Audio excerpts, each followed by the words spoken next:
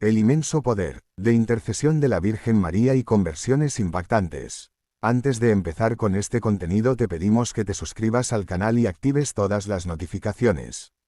Ciertamente Dios ha dado a María un gran poder de intercesión. Basta con observar cómo en el Evangelio Jesús, Dios Todopoderoso, cambió los planes que había trazado desde toda la eternidad para hacer su primer milagro, cuando Él mismo nos dice que todavía no había llegado la hora. Pero por amor a María, que es su madre y no le niega nada, fue capaz de cambiar sus planes divinos. En concreto, observaremos muchos milagros hechos por intercesión de María, tal como suceden en Lourdes o Medjugorje. Cómo ha realizado milagros en sus imágenes sagradas para que no nos puedan decir los hermanos protestantes que las imágenes son ídolos. Igualmente, María ha realizado grandes conversiones en personas alejadas de Dios. Y esto sin olvidar que en muchos lugares del mundo se ha aparecido para dar mensajes con el fin de que muchos alejados se conviertan antes de que sucedan grandes males para la humanidad.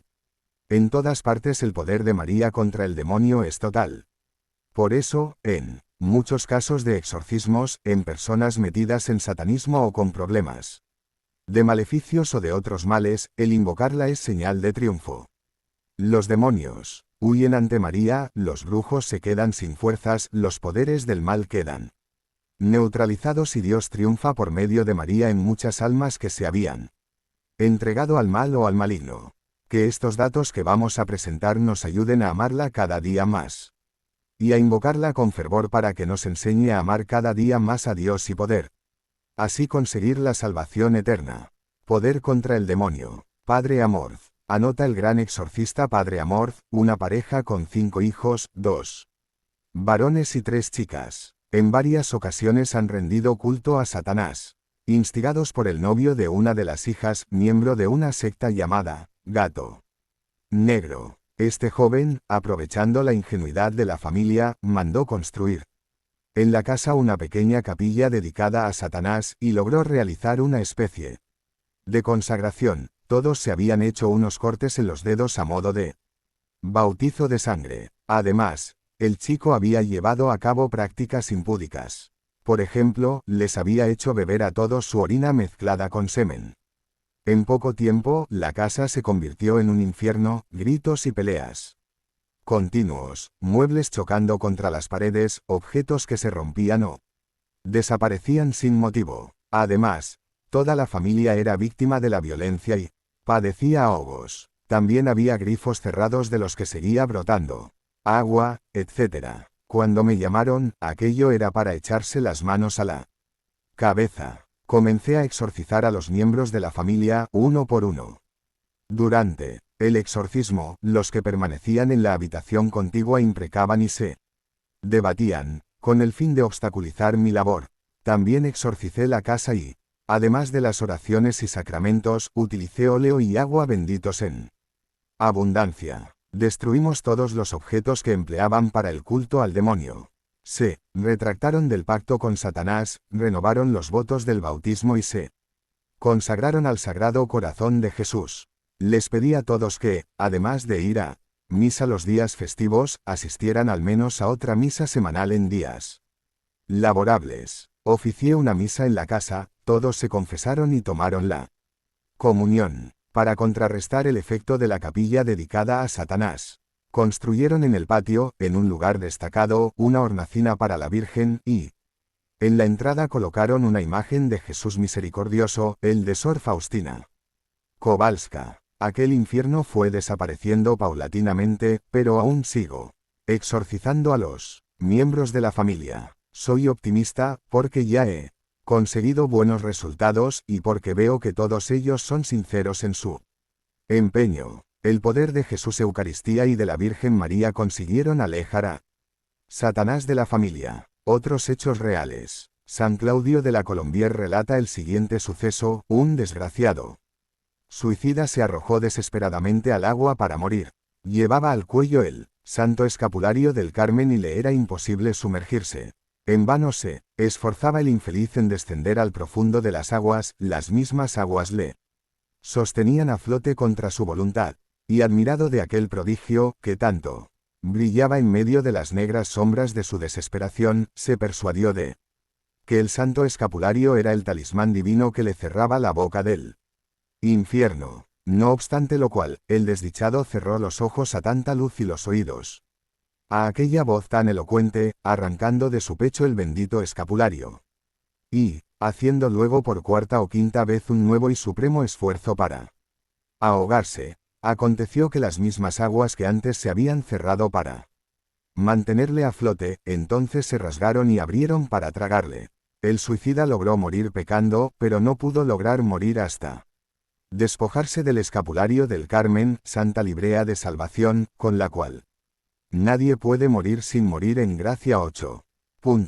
Otro suceso parecido sobre el efecto maravilloso de llevar el escapulario lo cuenta el que sería santo obispo Manuel González, cuando él era capellán del asilo de ancianos de Málaga en 1903. Dice, había un anciano, a quien todos los demás llamaban el judío por su carácter reservado y hosco. Siempre se estaba quejando y estaba molesto con todo el mundo.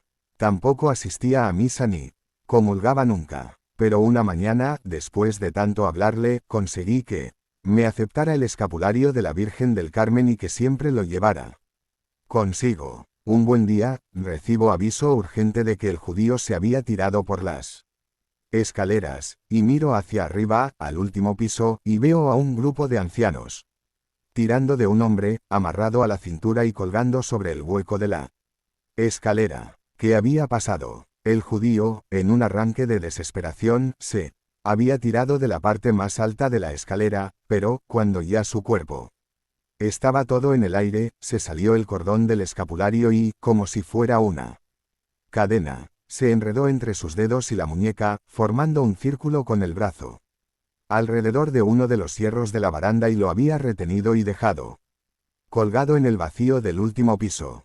Entonces, empezó a gritar y acudieron para ayudarlo, admirados por el gran prodigio que su celestial protectora la Virgen María había realizado. No hay que decir que el judío dejó de serlo y el poco tiempo que después vivió, fue un buen cristiano.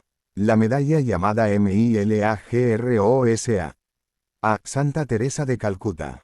La Madre Teresa de Calcuta nos cuenta uno de nuestros médicos, oculista, trabaja mucho con nuestros pobres y es muy amable con ellos. Dedica 2 horas diarias a ellos. Durante esas 2 horas no atiende a nadie más que a los pobres, todo gratis, consulta, lentes, medicina. Un día me dijo: madre, tengo un cáncer maligno y dentro de 3 meses moriré. Fue a USA y le dijeron lo mismo. Regresó a Calcuta y su familia lo llevó al hospital. Fui a visitarlo al hospital, llevé una medalla de la Virgen Milagrosa. Y le pedí que dijera: María, Madre de Jesús, dame la salud. Encargué a su familia que rezara también a Nuestra Señora. A pesar de ser una familia hindú, debieron rezar con mucha fe. Después de 3 meses, tiempo al cabo del cual supuestamente tenía que morir, el oculista vino a mi casa. Y me dijo: madre, fui al doctor, me examinó con rayos X, me hizo análisis y no encontró ni rastro del cáncer. Un auténtico milagro. Ahora lleva una cadena al cuello con la medalla milagrosa. B. Padre Giovanni Salerno. Él refiere sobre sus experiencias misionales en Perú. Encontrándome en Cochabamba, visitaba siempre a los enfermos desplazándome de un pueblo a otro a caballo. Un día programé ir a Coyulurqui, y por eso avisé por radio a las hermanas indígenas misioneras de Jesús Verbo y Víctima, de manera que ellas pudieran informar de mi inminente llegada. Era la temporada de las lluvias, y las pocas carreteras que unían el Cuzco con Lima estaban interrumpidas por numerosos huaicos, motivo por el cual hacía algún tiempo que no estaba recibiendo medicinas desde la capital. Las hermanas, vía radio, me habían suplicado para que llevara conmigo abundantes medicamentos, pero lamentablemente, tuve que presentarme con las manos vacías. Llegué a Coyulurqui hacia el anochecer, proveniente de Palpacachi. No tuve tiempo suficiente para bajar del caballo, cuando me trajeron a un cabo de la Guardia Civil tendido sobre una camilla improvisada, hecha de 2 gruesas ramas con una manta atravesada en medio.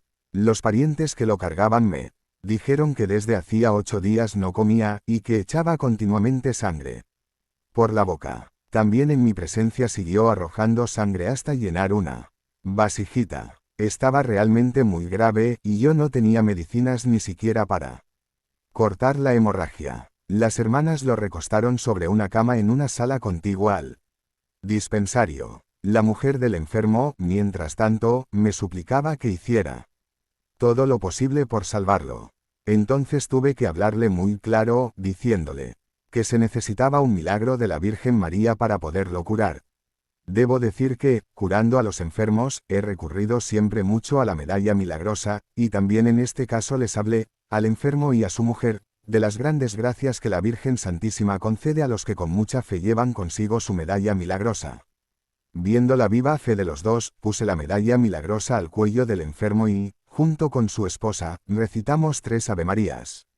Después de haber consumido, a la luz de una vela, la cena a que las hermanas me habían convidado, me retiré a dormir, porque el largo viaje a caballo me había fatigado y a la mañana siguiente tenía que levantarme temprano para confesar a las hermanas y celebrar para ellas la Santa Misa, puesto que en aquel pueblo no había párroco y menos todavía un capellán que pudiera prestarles este servicio regularmente, debiendo ellas mismas invitar cada domingo a los feligreses a que fueran a la iglesia para participar en la celebración de una apropiada paraliturgia, a falta de un sacerdote que celebrara la Santa Misa.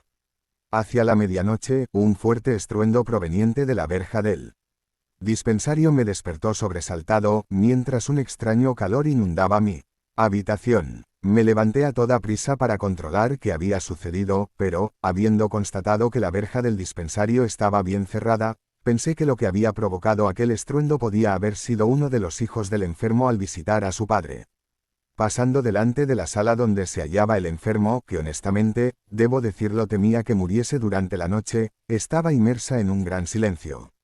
Por la mañana, muy temprano, comencé las confesiones. Cuando se presentó la madre Tobita, enfermera, le pedí noticias del enfermo. La madre me contestó: padre, no lo ha visto. Ya está curado. Las ganas de ir corriendo a comprobar cuanto la madre enfermera me había dicho fueron realmente grandes, pero primero celebré la Santa Misa y solo después fui hasta la sala donde la tarde anterior había dejado a un enfermo más muerto que vivo. Y fue grande mi asombro. Cuando lo encontré, sentado sobre la cama, estaba comiendo un buen trozo de pollo. Con calma me contó que, hacia la medianoche, la señora representada en la medalla milagrosa le había visitado y le había tocado la frente, y él había sanado inmediatamente. Más adelante quiso que le diera una gran cantidad de aquellas medallas, para dar a conocer a todos el poder misericordioso y materno de la Virgen María. ¿Cuántos cientos de kilos de medallas milagrosas hemos repartido entre los pobres? Podría narrar muchos otros prodigios obrados por la Virgen Santísima por medio de la medalla milagrosa, cuando ésta se lleva puesta con mucha fe. Teodosia tenía un brazo roído por la uta. Yo había decidido amputárselo, y le dije: mañana vienes para que te haga la operación. Me permití decirle a Teodosia, despidiéndome de ella hasta el día siguiente: ¿por qué no le pides a la Virgen María que te haga el milagro? Y ella me preguntó qué debo hacer.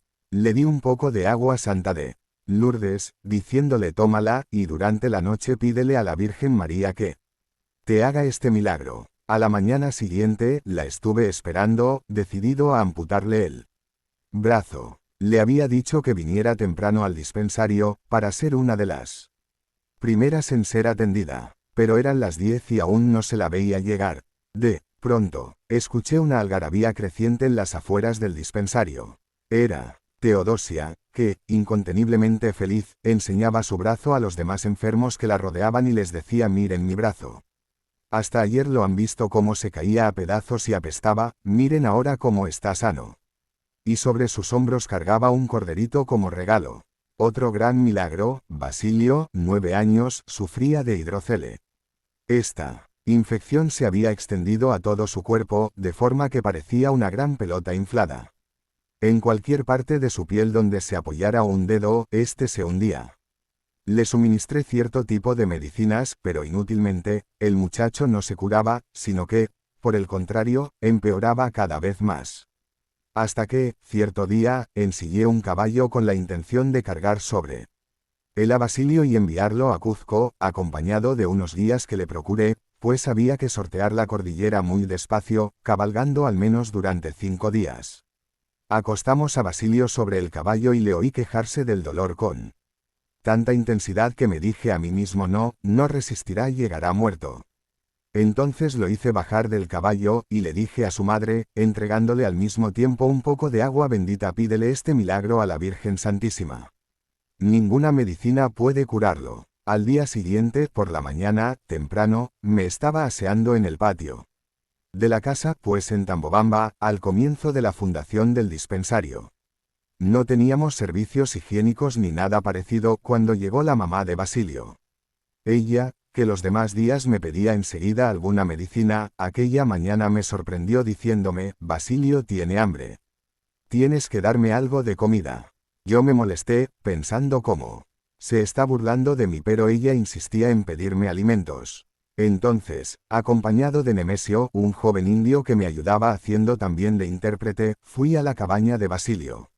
Apoyé mis manos sobre su cuerpo, lo toqué incrédulo también en las zonas más delicadas, y encontré que todo había vuelto a la normalidad. Pero no podía creer lo que estaba viendo. Entonces lo hice llevar fuera de la cabaña. Para examinarlo mejor, era de veras normal. Aún así, no. Resignándome a aceptar aquel resultado, dije: llevémosle al dispensario. Pero esta vez no fue necesario cargarlo sobre un caballo, porque ya caminaba solo. En el dispensario de Tambobamba volví a examinarlo con mayor rigor, después de que se quitara toda la ropa, y tuve que admitir que Basilio se había curado. C. Alfonso de Ratisbona. Entre los hechos más notables de la medalla milagrosa, anotemos la conversión del judío Alfonso de Ratisbona, 1812 a 1884, abogado y banquero. Muy hostil al cristianismo, que se encontraba en Roma por motivos de salud. El 20 de enero de 1842, su amigo Teodoro de Busiers, convertido del protestantismo, iba a la iglesia de Sant'Andrea dell'Efrate y le invitó a entrar. Previamente, le había dado una medalla milagrosa y una copia de la oración. Acordaos de San Bernardo para que la rezara todos los días. Y allí se le apareció María. Al salir, le contó a su amigo, besando la medalla que tenía en su bolsillo: la he visto, la he visto. Todo el edificio desapareció de mi vista, vi un gran resplandor, y en medio de aquel resplandor, sobre el altar, se me apareció erguida, espléndida, llena de majestad y de dulzura la Virgen María, tal como está pintada en la medalla, y me sonrió. No me dijo nada, pero yo lo comprendí todo. En esa misma iglesia, en la capilla de la Virgen, se leen estas palabras: el 20 de enero de 1842, Alfonso de Ratisbona de Estrasburgo, vino aquí judío empedernido. La Virgen se le apareció como la ves. Cayó judío y se levantó cristiano. Extranjero, lleva contigo este precioso recuerdo de la misericordia de Dios y de la Santísima Virgen. Alfonso se hizo sacerdote y ahora es reconocido como un santo, San Alfonso de Ratisbona. Un milagro de María. El señor Patrick Neger, su esposa Elizabeth y sus 2 hijos, Patty de 3 años y Ludovic de 23 meses, visitaron el santuario de la Virgen de la Medalla Milagrosa en la calle Dubac de París, donde compraron unas medallas milagrosas que se pusieron al cuello. Allí mismo encomendaron a Dios y a María su viaje a España, que realizarían al día siguiente, 26 de noviembre de 1983, en la aerolínea colombiana Avianca. A la mañana siguiente, se levantaron felices para emprender el viaje y se dirigieron al aeropuerto Charles de Gaulle de París. Tomaron el avión de Avianca con destino a Madrid, pero, cuando el avión se encontraba muy cerca del aeropuerto de Barajas, en Madrid, perdió altura y cayó incendiándose. Murieron 183 pasajeros, solamente hubo 8 sobrevivientes. Entre ellos, toda la familia Neger. Patrick saltó por los aires al caer el avión a tierra y se desmayó. Recuerda: cuando volví en mí, me encontré en medio del campo rodeado de trozos del avión. Parecía una pesadilla, pero no lo era. En esto, pude ver la silueta de una mujer con 2 niños. Era mi esposa con mis 2 hijos. Todos estábamos vivos. Ciertamente, la Virgen María no defraudó nuestra confianza en ella, y nuestra familia siempre considerará el estar vivos como un milagro de María. Conversiones. 1. Maurice Caillet, médico ginecólogo ateo y masón. Practicó muchos abortos. Al final, Encontró la verdad en la Iglesia Católica. Cuenta su conversión en su libro, Yo fui masón. Nos dice, me casé en 1956 con una amiga de la infancia, no practicante. Su madre, muy piadosa, quiso que antes de la boda yo recibiera el bautismo, pero me negué a ello. Logró que nuestra unión fuera bendecida bajo dispensa por disparidad de culto. De todas formas, yo no me sentía casado por la Iglesia. Fui ayudante de fisiología en la Facultad de Medicina y me especialicé en cirugía ginecológica y urológica. En 1966 me afinqué en Rennes, capital de la Bretaña francesa, practiqué la esterilización en hombres y mujeres antes de su legalización, a través de la organización, planificación familiar, de la que me hice socio, mandé traer de Estados Unidos mis primeros dispositivos intrauterinos, DIU. En 1967 celebré que la Asamblea Nacional aprobéis la proposición de ley del diputado masón Lucien Neuwirth que autorizaba en Francia la contracepción artificial, la píldora y los DIU. Fue iniciado como masón a sus 36 años, cuando ya estaba divorciado de su mujer con la que tenía 3 hijas. Y empezó una nueva relación sentimental con Claude, su enfermera instrumentista, pero debía pasar a su esposa una cantidad de dinero que él consideraba exagerada. Y los hermanos masones le ayudaron. Dice él, el venerable me confió en secreto que uno de los presidentes del tribunal de apelación que debía juzgar mi divorcio era hermano nuestro, pero que por razones de discreción no venía a nuestras reuniones. Contactó con él y, contraviniendo las normas vigentes en Francia, el juez me recibió en su casa, donde mantuvimos una larga conversación privada. Estudió mi expediente, me aconsejó mi defensa y me garantizó su apoyo. El año que siguió, el tribunal de apelación presidido por mi hermano se pronunció sobre mi divorcio, ordenando costas compartidas en lugar de ponerlas todas a mi cargo, y redujo la pensión alimenticia. Pude entonces casarme, por civil, con Claude.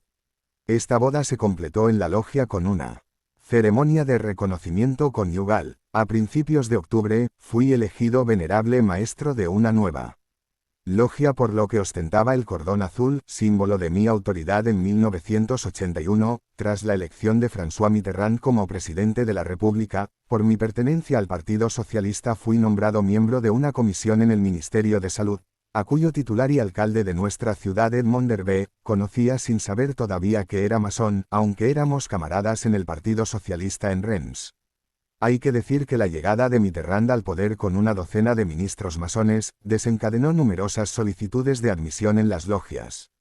El Jueves Santo de 1982 fui invitado por el capítulo a la iniciación en el grado 18 de Caballero Rosacruz, que corresponde al de Maestro Escocés de San Andrés en el rito escocés rectificado, así como al 18, Príncipe Soberano Rosacruz.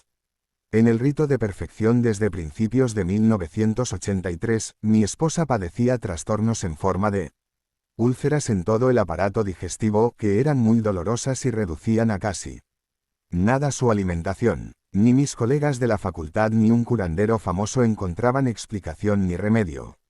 Tuvo que permanecer en cama durante varios meses. A principios de febrero de 1984, se me ocurrió una idea impropia de un masón ateo, proponer a Claude que, durante nuestro camino de regreso a Bretaña, nos detuviéramos en Lourdes. Llevé a Claude al santuario de Lourdes, se celebraba una misa.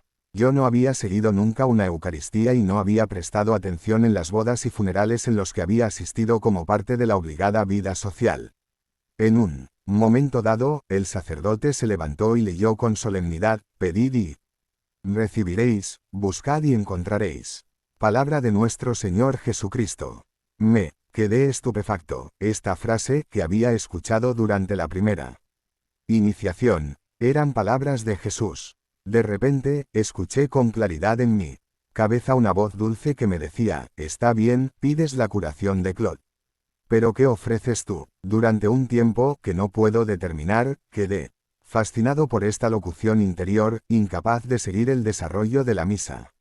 Solo recobré, de alguna manera, la conciencia, cuando el sacerdote elevaba la hostia en la cual, por primera vez en mi vida, reconocí a Jesús bajo las apariencias de pan. Era la luz que había buscado en vano a lo largo de múltiples iniciaciones. Al terminar la misa, seguí al sacerdote hasta la sacristía y, sin más preámbulos, le pedí el bautismo sin saber que para los adultos es indispensable una preparación. Solo había asistido al bautismo de mis hijas sin interesarme realmente en lo que ocurría.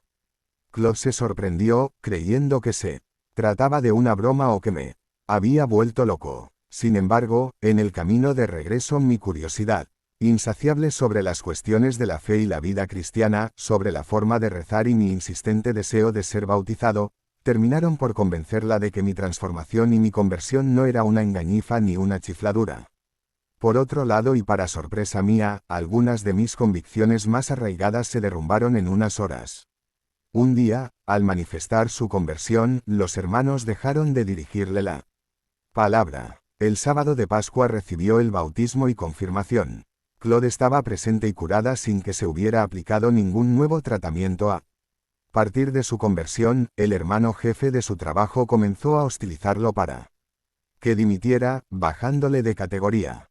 Quiso acudir a los tribunales para que respetaran sus derechos, pero un día recibí la visita de un hermano, quien, con la mayor frialdad, me dijo que, si pleiteaba ante la magistratura laboral, ponía en peligro mi vida y él no podría hacer nada para protegerme, nunca. Imaginé que se pudiera estar amenazado de muerte por conocidos y honorables hermanos masones de nuestra ciudad. Me tomé en serio la amenaza y, al día siguiente, deposité en la caja fuerte de mi banco una nota, indicando el nombre de las personas sospechosas para un caso de que me sobreviniera un suicidio involuntario. En ese tiempo, continuaba levantándome pronto cada mañana para rezar el rosario y leer los evangelios.